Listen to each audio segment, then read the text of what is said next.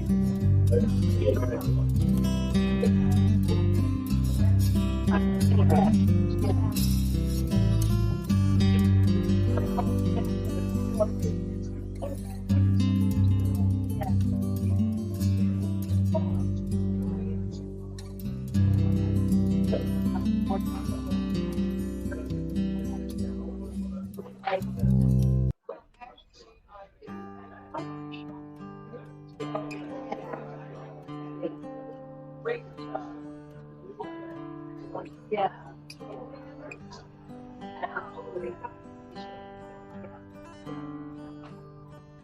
Start this program.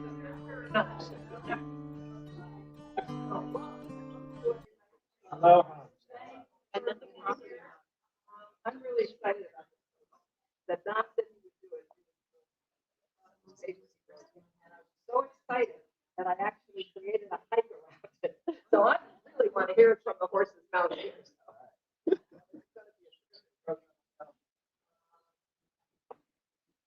If anybody has any questions before we start, you know what Blue is across the way there, Buffy's back there, Jill's in the corner.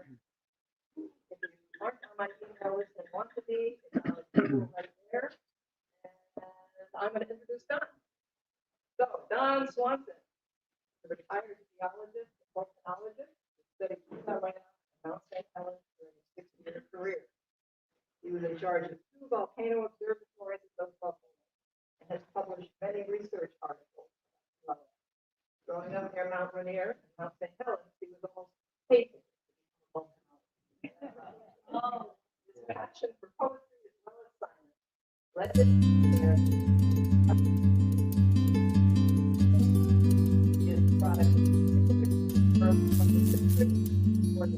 authors and English book directors of both American College.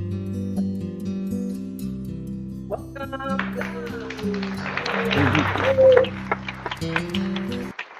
So happy to have you here, sir. Mahalo. Well, mahalo, Wendy, for the introduction. Hit that switch. The one on the line switch. Next one. Nope. Oh, that one down. Cool. Okay. Yeah, it's a real pleasure to be here. And Wendy asked me to explain how I got into this, how a scientist got into looking at the chants. And she said that I've had an interest in poetry all my life. In fact, I considered majoring in lit, but didn't do it. And I have no regrets, but it's been a hobby of mine. So when I moved back to Hawaii in 1998, I befriended Bobby Kamara, who was working for the park at the time. And I told Bobby about my interest in poetry, and he said, "Don, you have to read this book."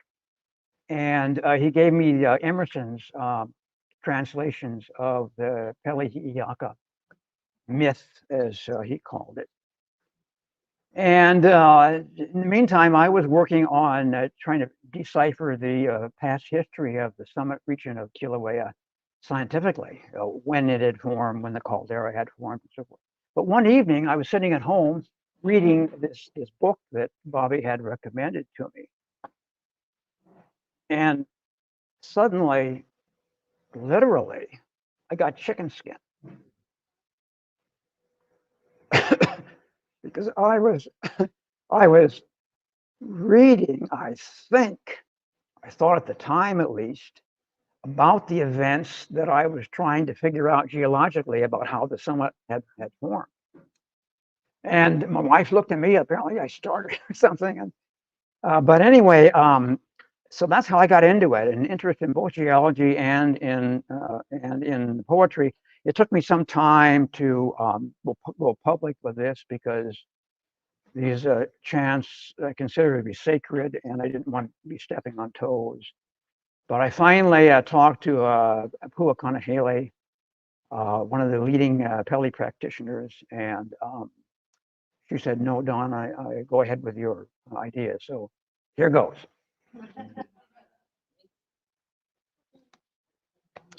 And there are two publications that I recommend. This is the one that I got started with, Emerson's Pele-Hiʻiaka myth, and which is really, I think, a very stirring rendition of the chants in the poetic form. And the other one is Puakea Nogelmeyer's more recent, like almost a century later, prose translations of the chants.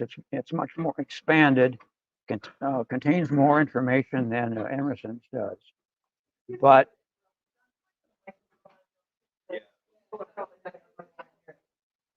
oh, I'm sorry. It's okay. We have this mic, and I will turn it. I will find the on button. And This is for the. I don't know what that's for. I know my little. That. Sorry. Well, she's doing that. Yeah. Just like that behind me. This thing.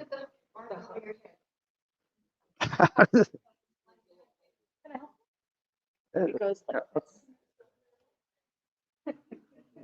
there you go. Okay. Perfect. You could be a phone operator. Is this better now? Like that? How is this now? Better? Okay, well, you haven't missed much. I just at the start, I just introduced the how I got into this, but now we're going to start on the formal presentation with the pointing out these are the two books that I used, mainly the Emerson book on the left, but then Nogelmeyer's book came along, and it has more information in it, but it's in a prose form. It's not as stirring, I don't think, as Emerson's, but they're both very, very good. So let me now tell you the the story that's outlined in the chants that I'll be interpreting in terms of the geologic results. Pele arrived from Kahiki, somewhere in the South Pacific. Lohiau was already on Kauai. She was in Ali'i Nui there. She was trying to find hot ground to establish her home. And she couldn't find any hot ground, but she found this hot guy that she wanted for herself, a guy named Lohiau. Now, it's important to realize that this is not a creation chant. Oftentimes, these chants are this particular chant is misinterpreted. The islands were already here. They already been created. People were already here. So this story records Pele's arrival in an already populated and known archipelago. So Pele, because she couldn't find any hot ground on Kauai, she continued down the island chain, and eventually she found Kīlauea, where there was plenty of hot ground, and she established her home. And she then asked her sisters to go back up to Kauai and fetch Lohiau for her. Quite an imposition. All her sisters said no, except the youngest one that I'll just call Hi'iaka for short. And she said that she would go, but then Pele said, okay, but you've got to be back in 40 days. That sounds a bit suspicious in biblical terms, 40 days, 40 nights, but that's the way it's said. So Hi'iaka went back up to Kauai. She had a lot of trouble getting there. She had fights with a mo'o in Puna that I think was probably a hurricane or a very strong storm. But she finally reached Kauai, but she found Lohiau, and she and her companion found Lohiau, but he was dead. And it took Hi'iaka and her companion a long while to revive him, but they were successful. And then they started back down the island chain, and because it had taken so long, Hi'iaka was a little worried, and so she climbed to the top of Pohakea, which is one of the high points in the Waianae Range on Oahu. And she looked down the island chain, and she could see that Pele had set her forest on fire. It had taken longer than the 40 days that Pele had allotted her, and so Pele was hu'uloa.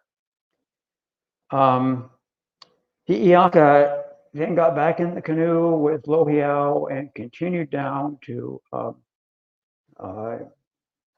Waiakea, remaining chaste all the way. They walked to the summit of Kīlauea, and there Hi'iaka made love with Lohiau. And this is Herb Connie's rendition of that event. Well, now it was time for Pele to be hu'uloa, very angry. So what did she do? She killed Lohiau. She killed Lohiau, and she threw his body into Kalua of Pele, which I think was a pit crater that was indenting the summit of the volcano. And Hi'iaka then began to dig to recover the body of her lover. She's digging through the foundation of Kīlauea. The people thought that the foundation of Kīlauea consisted of 5 thick lava flows, or layers at least. And Hi'iaka began to dig through layer 1, 2, 3, 4. And then she got 5, and 5. Layer 5 is what kept water from coming in and drowning Pele. So Pele pleaded with Hi'iaka to stop digging, and she continued to dig. Pele asked one of Pele's best friends to go down and try to convince Hi'iaka to stop digging, and Hi'iaka continued to dig, and Pele was really endangered. And then, sort of anticlimactically, Hi'iaka gave way. She stopped digging through the fifth layer. Pele was saved, and Hi'iaka and Lohiau connected up in spirit, at least, and that's the way they are today. It's really a wonderful story. Sort of a heartwarming story, and that Hi'iaka and Lohiau got together again after all their travails. But what does this tell us about the geologic history, if anything? And I think that it does. I think it tells us of the two largest volcanic events that have occurred on the island since people arrived 1,200 to 800 years ago. Those events I'll mention now, and then I'll spend much of the rest of the talk describing what those events are. The first is the largest lava flow that has been erupted, or flow field. A flow field is an amalgamation of lava flows erupted in quick succession.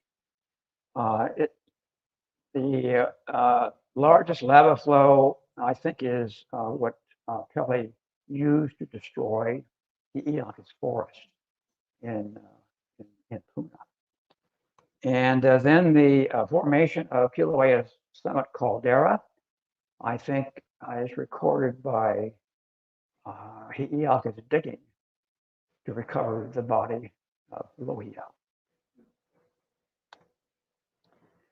So now we'll talk about first this big flow field, the Kualoa flow field. This in publications previous to this, it's been called the Aila'au flow field, but Bobby Kamara just recently found chants that indicate that this should be called Kualoa. So I'm going to do that for the rest of the talk if I can remember. I think the eruption of this huge flow field is, as I said, what Pele used to destroy the forest in Puna. And the destruction of the forest, of course, would have been vital to Hawaiian society because the forest was so important. And so the Hawaiians wanted to know why the forest had been destroyed. And that's what the chants describe. This flow field is by far the largest in terms of its volume and duration. It lasted for about 60 years or so, and that has erupted in Hawaii since people arrived, starting around 800 or 900 up to around 1200 CE. And let me, for some of you that don't know what CE means, CE is a secular way to express AD. It's common era rather than Anno Domini, because most religions don't see Christ as Lord. So archaeologists and many other people now are using CE, common era, starting at 0, and then BCE for before common era, though I won't be using BCE today, but CE is what I'll be using. The radiocarbon ages tell us that the flow field formed between about 1410 and 1470. Now, radiocarbon ages, it's carbon-14. You've probably all heard that. Those are methods used particularly by archaeologists to date materials that are younger than about 50,000 years. And there are a number of carbon-14 dates or radiocarbon dates that are consistent with what I'm going to be telling you today. On this slide, this purple that's labeled Aila'au, which would be Kualoa flow, was erupted from the Kualoa Shield, which is just east of Kīlauea at the summit. And it spread, as you can see, down to the coast north of the East Rift Zone. And some of it went to the south, and some of it has been covered by younger lava when you're at Wikahuna Bluff and you look across the caldera, you'll see Kīlauea and the 1959 cone. But on the horizon behind it, you'll see this gently sloping surface. It rises up from the south to a point in the right. That's the profile of the Kualoa Shield. It was active from about 1410 to about 1470 or so. Now the other, so that is what I think it's that flow field that Pele used to destroy the forest. What about the formation of the caldera that I think is related to Hi'iaka's digging to recover Lohiau's body? For our purposes here, a caldera is a sunken depression at the summit of a volcano that results from the removal of magma from a reservoir beneath the summit. And so the summit collapses into the empty reservoir. Recent geologic work and carbon-14 work, and this is what I was working on when I started all this, tells us that the caldera formed between about 1470 and 1510, and I just rounded off to about 1500. But I joke with students that who knows if Columbus in 1492 had Twitter, he might have heard about the caldera collapsing. This is soon after, or maybe even contemporaneous with, the end of the Kualoa eruption, and we've done our darndest to try to relate the two, and it's hard to do so, but nonetheless, the timing is pretty interesting. Are the oral traditions consistent with its age, that is being so old? And for this, we need to turn to what Reverend William Ellis was told in 1823 when he visited the summit. Now, the missionaries come in for a lot of disparagement, but they did some good things too. And among others is that they wrote down stories that they were told by Hawaiians that had not been written before. And that's what Ellis does in this book. He was quite a remarkable person, actually. He was in Tahiti in his early 20s and learned Tahitian, and then came to Hawaii and quickly picked up the Polynesian dialect called Hawaiian. So he was able on his visit to the Big Island in 1823 preach to Hawaiians in Hawaiian. And he could, at the same time, he could talk to his native guides and in Hawaiian, and found out a lot about the volcano. And Ellis was told, and these are quotes from his book, Kīlauea had been burning from time immemorial.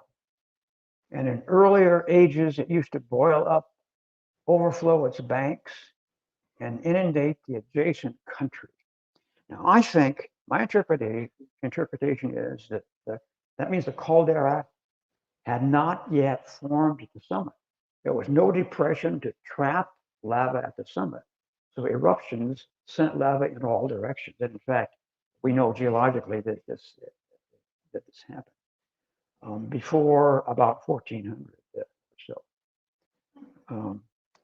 But Ellis was then told, for many kings' reigns past, yet Kīlauea had kept below the level of the surrounding plain, continually extending its surface and increasing its depth, and occasionally throwing out with violent explosion huge rocks or red-hot stones. I think that pretty conclusively tells us that a caldera had formed. Caldera was trapping the lava flows.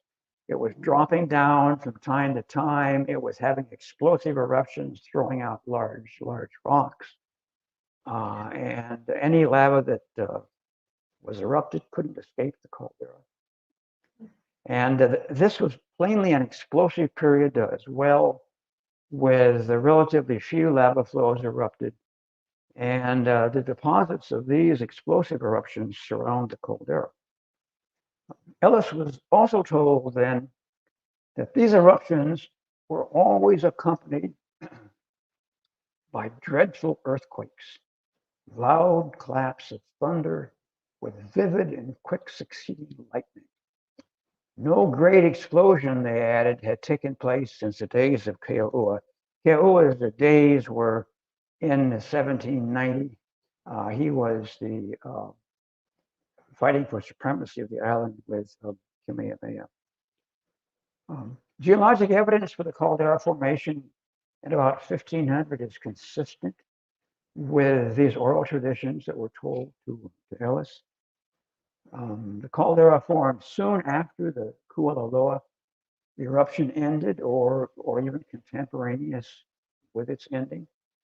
And this is consistent with the timing of Hi'iaka's digging for the body of Lohiau after the destruction of the Puna forest. The caldera existed for a long time.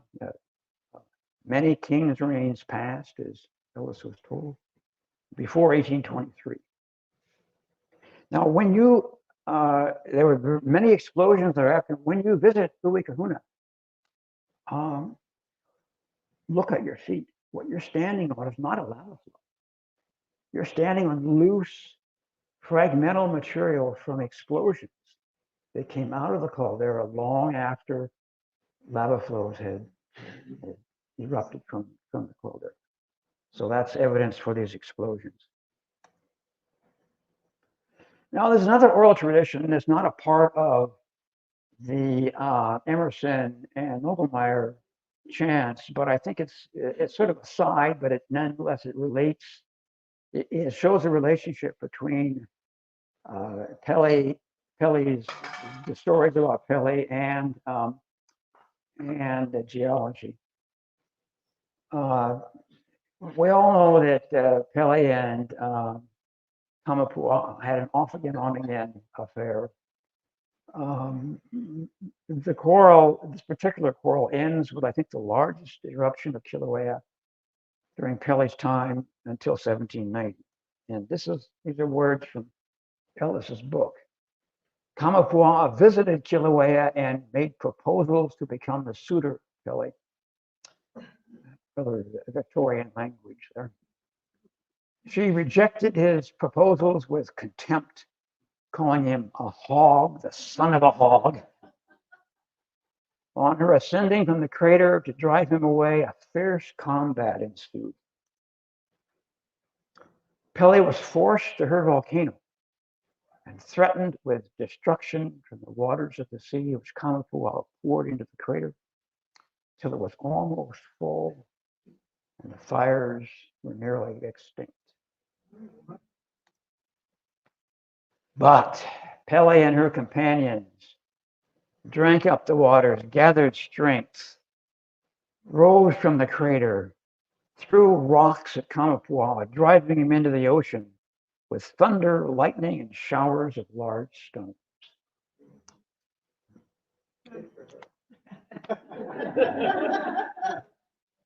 Good for her, and I think I found the deposit that she used of the explosion. This is what we call now Unit E of this tephra unit that we call Hi'iaka. The map, it's not important, but you can trace this deposit all the way from the summit of Kīlauea down to the coast where the Train of Craters Road hits the coastline and turns east, and you find rocks an inch across there. And that's the only one of these explosions during Pele's time that went that far. And I think that this is the explosion that Pele used to rout Kamapua, chase him away. So there's geologic evidence for that story. And now this is perhaps controversial, but I'm going to toss it out anyway. If you are willing to accept what I've said, then Pele would be a relative latecomer to the islands. And, this is implied anyway by the fact that there were people on Kauai. It was an established society. Lohiau was there, and many other people. If that were the case, and then I would suggest that she arrived around 1400 or maybe the late 1300s. And she chased Aileʻau away. Aileʻau was in charge of the lava flows that were spreading from the summit of the volcano before the caldera. And so she would have arrived 200 to 500 to 600 years after initial Polynesian settlement. Now, Pele, of course, means lava in Hawaii. So the word Pele's been around for a long time, but the concept of her being an established deity, sort of in charge of eruptions, I propose can date from around 1400 plus or minus a little. And this will be consistent with the dates of the Kualoa and all later events. And so the next final slide, this table sort of puts everything in perspective. The first line is in the first column. Well, the columns are geology on the left, carbon-14 ages in the center, and oral traditions on the right. On the left, you have the summit shield that formed, we know, from carbon-14 ages between about 1000 and 1400 CE. And that was when Aileʻau was controlling the volcano. And lava flows, Aileʻau means eating the forest, and lava flows were spreading out from the summit, destroying the forest, eating the forest. Then the waning of the shield, around about 1400, maybe a bit before, and that would be the arrival of Pele, and she was able to displace Aileʻau. The Kualoa flow field covers much of Puna north of the East Rift Zone and some south. It was erupted between about 1410 and 1470, and I submit that is what Pele used to burn the forest in Puna, and that angered Hi'iaka so much that the two sisters got estranged. Then the collapse of the caldera took place between about 1470 and 1510, and it's round numbers, I'd say around 1500. And I think this is for Hi'iaka digging for the body of Lohiau that who Pele had killed after Hi'iaka was late in returning from Kauai with Lohiau, which had triggered the eruption of the Kualoa flow, destroying the forest. And then finally, the explosive eruptions, which may record when water lakes were in the caldera and steam getting involved from the water lakes and helping to power the explosions. These occurred after the caldera had formed between about 1500 and the early 1800s or so. And it was during this time that Pele's quarrels with Kamapua'a took place, particularly that big one in around 1650, as best we can date that particular explosion. And then, of course, there were hundreds who were killed in 1790 at the Kīlauea eruption, and the most devastating eruption of them all. So the last slide, the summary, the talk, it seems to me that the oral traditions describe events, huge lava flow, formation of the caldera, explosive eruptions that occurred over a 400-year period, and oral traditions document that, metaphorically to be sure, but they are consistent with all. We volcanologists turned up our noses at the chants. We used to think before 30 years ago that the caldera formed in 1790 when we knew there had been a huge eruption, and so we figured, well, everything had happened in that year.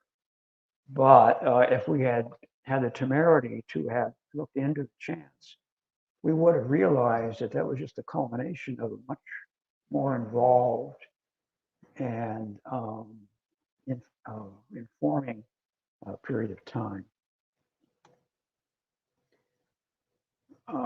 As I said, the past 25, 30 years has really improved our understanding. But if we've had to backtrack, we've had to correct errors that people had made, assigning the caldera's formation to 1790 and all of the explosive eruption to 1790. We wouldn't have had to do that if we had looked into the chants. You never like to have to correct yourself, but we have to be honest about it. But if we had had the guts to have looked at the chants carefully, we wouldn't have had to do that. And now, finally, the title, Are Pele and Hi'iaka Myth or History? And I'm going to leave that up to you to decide. We all know that there are historical, Western historical novels that are written with a lot of facts in them, but that the characters are fictitious. And so it's entirely possible that that's the way with these chants, that they're describing real events, but with other characters added in. On the other hand, maybe there was a charismatic individual who arrived in Hawaii in around 1400, took up the mantle of being the volcano deity, and became known as Pele and spawned all of these stories.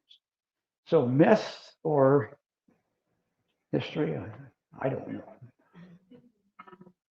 I don't think we'll ever know. Thank you very much.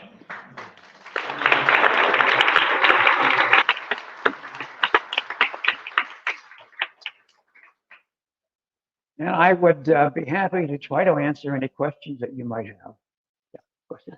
Question comes to my mind is, what does this tell us about your faith, where Pele is going, or where Kīlauea is going in March?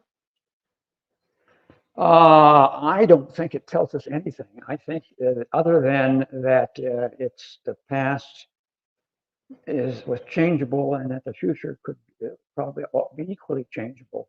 But I don't think in details we can really infer anything. There's no reason to think that Pele is no longer with us and that she won't be involved with future activity at both Kīlauea and Mauna Loa.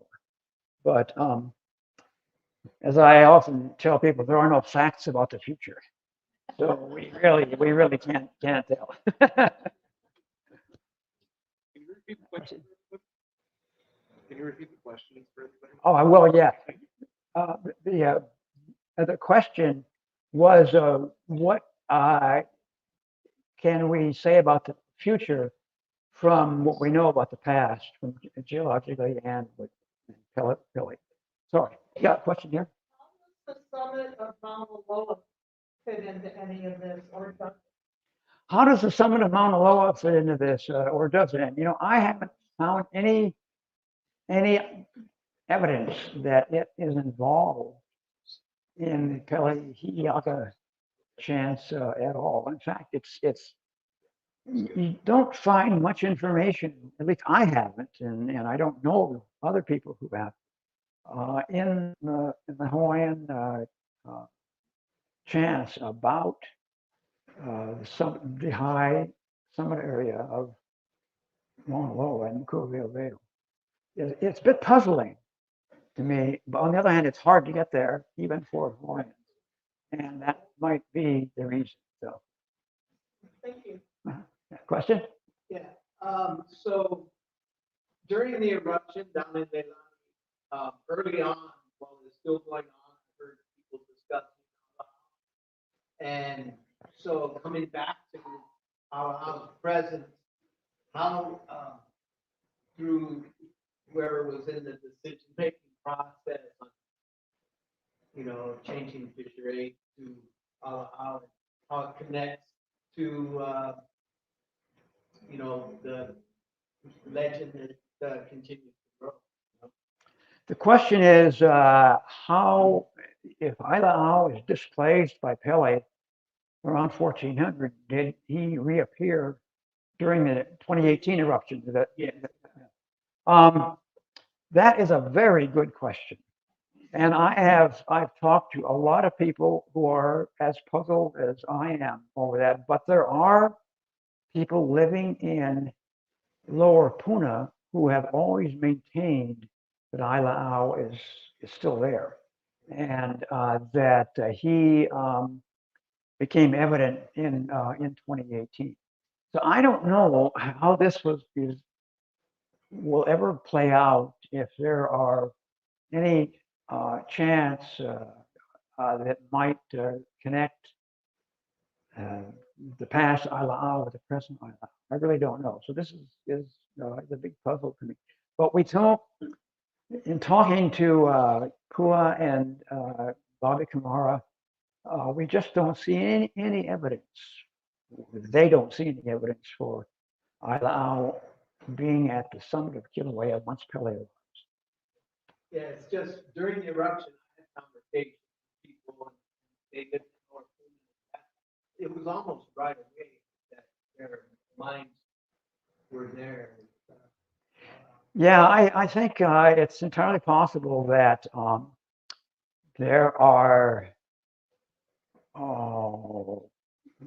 what do I call it? I don't want to call it sects, but that there are clusters or groups of people geographically separate from one another who have developed different cultures and different chants, and that you were tapping into a group that was active in the quiet, at least in Lower Puna. But I don't know, and this will be. I think we need to get Hawaiians who understand the language and the culture to figure this out. Thank you. Do the myths, in your opinion, differentiate between eruptions from the caldera as opposed to eruptions in fissure regions? The question is, do the chants and myths distinguish between eruptions in the caldera and eruptions on the fish? And the answer is yes, they do. All of those that I described today took place within the caldera. You can tell from the wording. But the Kualoa flow, the one that Pele used to destroy the forest, I think, began near Kea'au. And but we know geologically that there are no fissures at Kea'au. But I think what happened is that this large lava flow with a lot of lava tubes in it that had started at the summit, the Kualoa summit shield, that a tube broke out near Kea'au, and lava spread out from that, and that was the Kualoa shield. But anyway, that's a good question. Yes, they do distinguish between rift zone eruptions and summit eruptions. Yeah, question? Can you carbon date lava or other? Can carbon date lava, or is it only organic? It's only organic material, and so you have to look for charcoal that is created by fires that are set by the lava flow or by the ash. And so and I should point out that radiocarbon ages, carbon-14 ages, are not sacred. By that I mean there are errors involved with it. And that's why you always need several or many ages from the same material in order to get good a good date. This leads me into something that I wasn't going to talk about, but I think maybe you're interested in. There's this big controversy among archaeologists as to when Polynesians first settled the islands. As early as 800 or 900 CE up to the early 1200s CE. And I'm not going to get into that controversy. I'm not an archaeologist and can't evaluate all the data, but I can evaluate the radiocarbon ages that are used, and the best ages, the best material, the most precise and best documented ages home in around 1200 or a little bit after that. The ages, the charcoal and other bits that were dated earlier are kind of messy, and the dates are not nearly the quality. Now, there is other evidence, non-carbon 14 evidence, that archaeologists use to bear on the earlier ages. And so that might sway the date toward something earlier than 1200. But it's kind of puzzling for me. If you find really nice charcoal in 1200, why don't you find really nice charcoal in 800? And you just don't. So this means that this just emphasizes the fact that you need good data. Good data, and the best data are from the best quality charcoal, and you need multiple ages. Is that from the Waimanawa site on Oahu? I don't remember. There are several sites that are present on Oahu, and the data that are used on Oahu to supplement the poor quality radiocarbon ages are the evolution of fishhooks and the presence of organic material that archaeologists feel records fires that early Polynesians had set, and there are other explanations and other sources of data as well. But like I said, I'm not going to step into this morass, it's archaeological morass, but if it were only up to carbon 14, I would opt for 1200. Are you able to create a paradigm here by backing up the data? Actually, I've been pleased. The question is, have colleagues used oral traditions in ways to interpret eruptions at their volcanoes? And the answer is yes. The paper that I published in 2008 was kind of surprising because I was at the time an accepted scientist and have this guy come out of the blue interpreting non-scientific poems was pretty bizarre. But people have taken up that mantra, and yeah, they've now found evidence in chants at many other volcanoes around the world. And I think it's only logical. When you're living in an area and an eruption occurs and it destroys some things you have, makes living more difficult, you want to know why. Why did that eruption occur? Can I avoid it from happening in the future? And that is where chants, using the local religious background, can help. There was a question. Oh, yeah, question. Since you touched on the subject of people in Hawaii, and you talked about the oral tradition and modern scientific dating, what have you heard about or not heard about of the legends of the Buddha? the two people that perhaps were here before the modern Polynesians. The question is, have I heard anything about the people who were here before Polynesians from Kahiki arrived? I don't know a thing about that. And I don't know.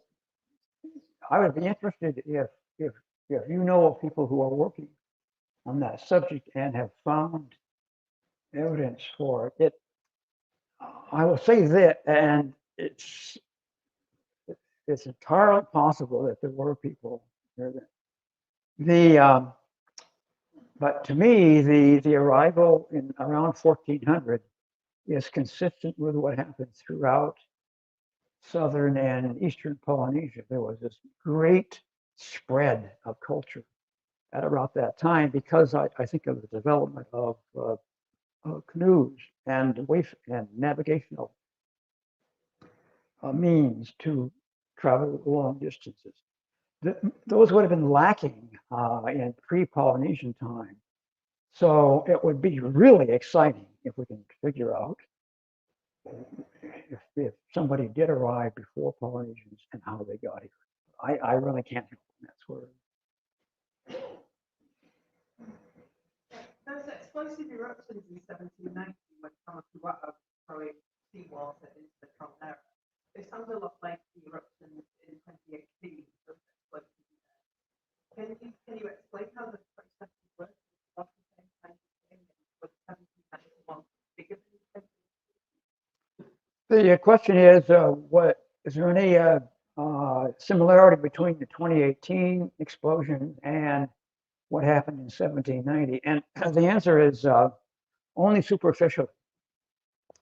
The 1790 explosion was far larger. It could be the top of the explosion column could be seen from Kīlauea, believe it or not.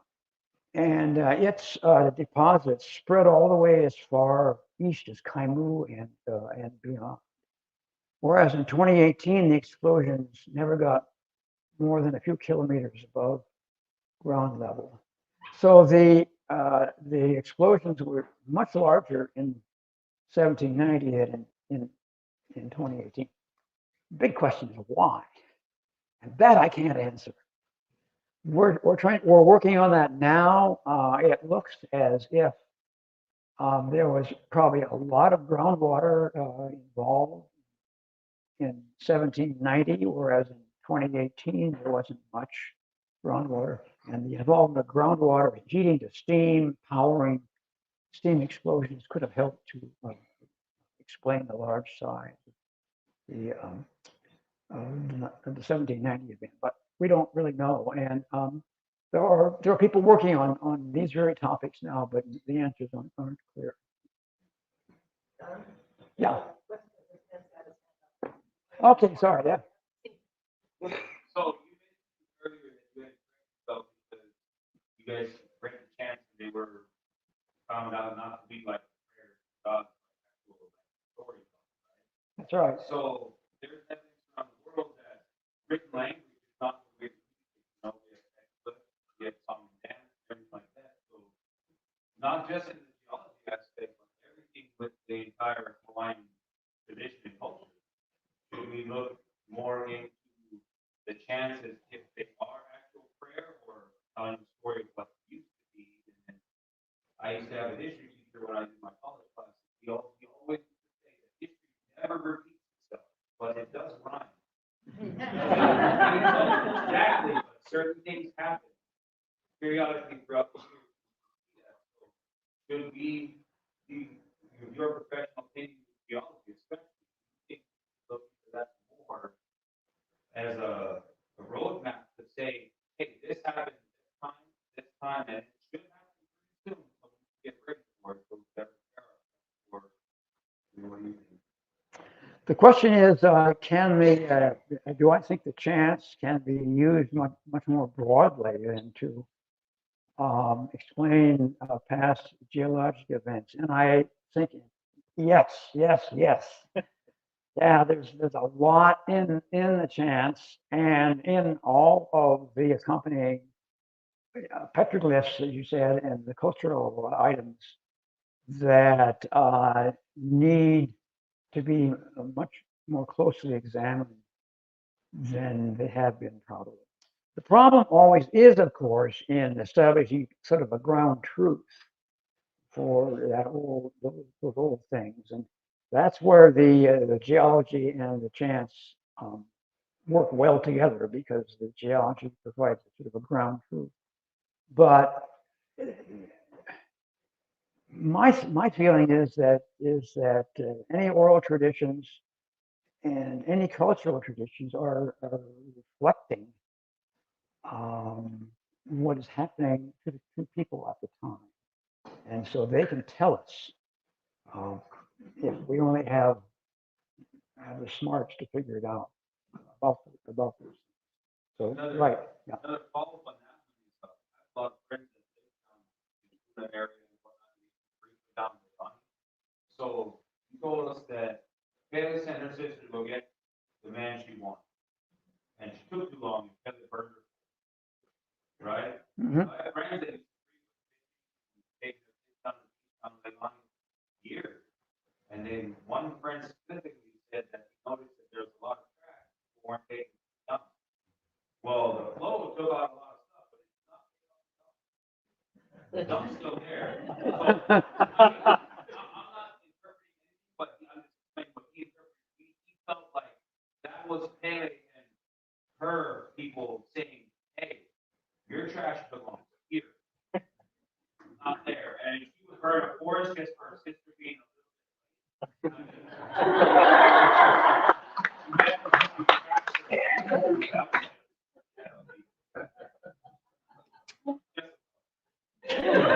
I have no comment to that, but I'm glad you had a thought.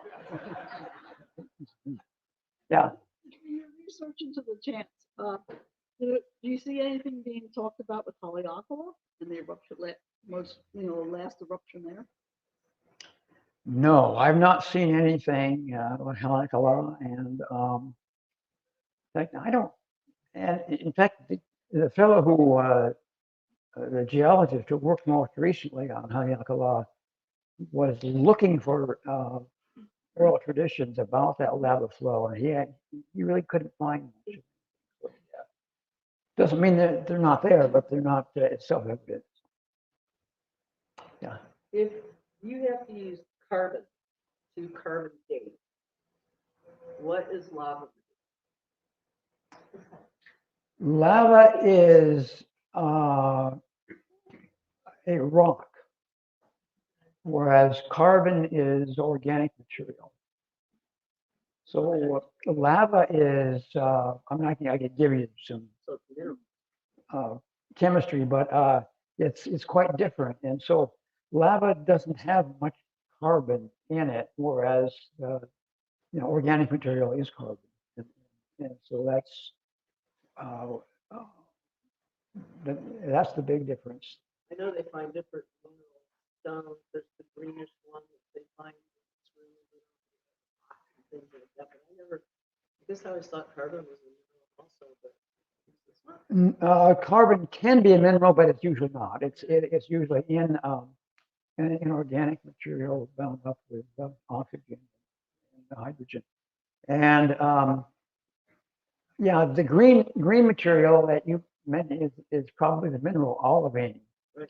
which is the principal mineral in lavas. And when you go to the green sand beach, that's the olivine is what gives it the color. So that begs the question, are there other isotopes that can be used in less than, say, 10,000 years to date lava flows? Older ones use strontium, rubidium. Is there something younger? The question is there something that can give us younger ages than carbon-14 is capable of? And the answer is yes, but it's still experimental.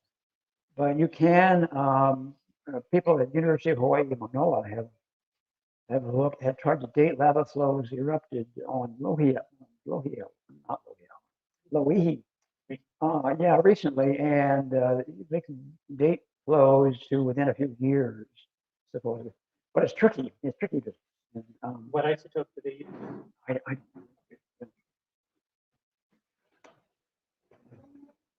question back there?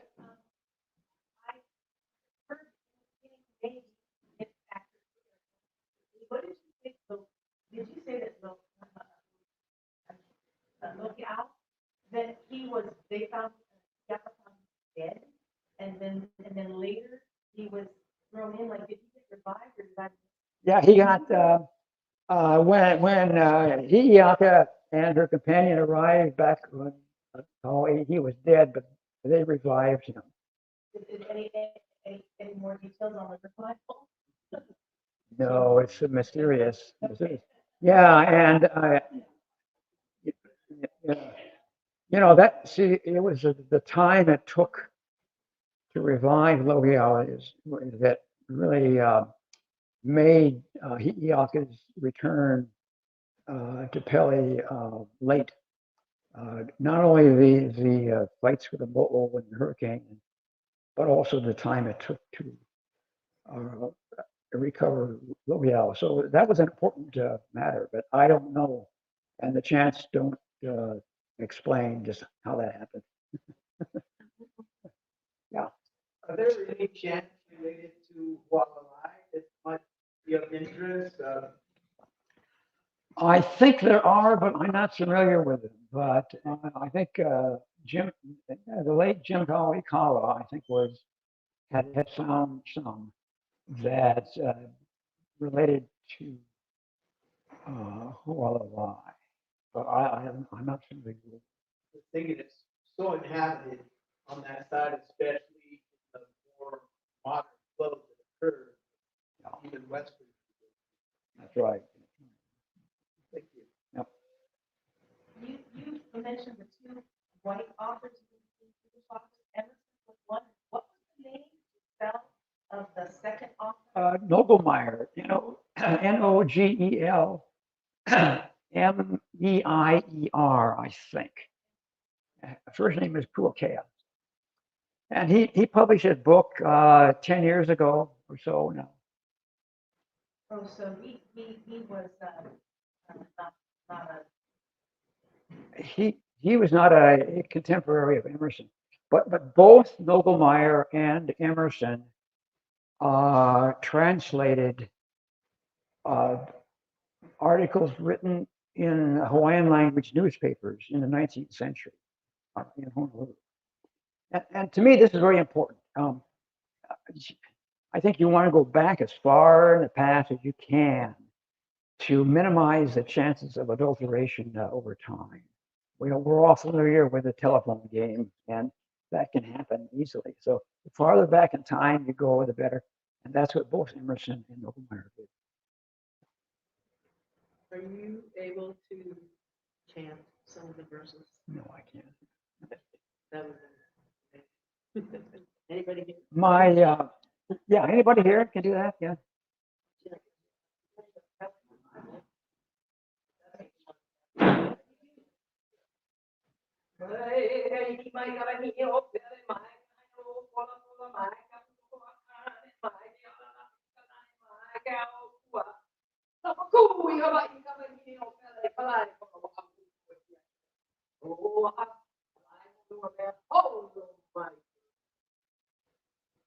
Beginning.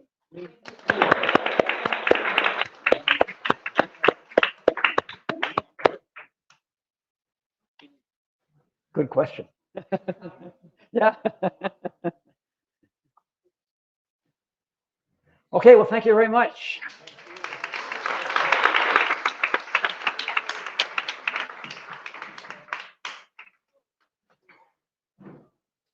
So the dating of Pele was done with rare earth elements.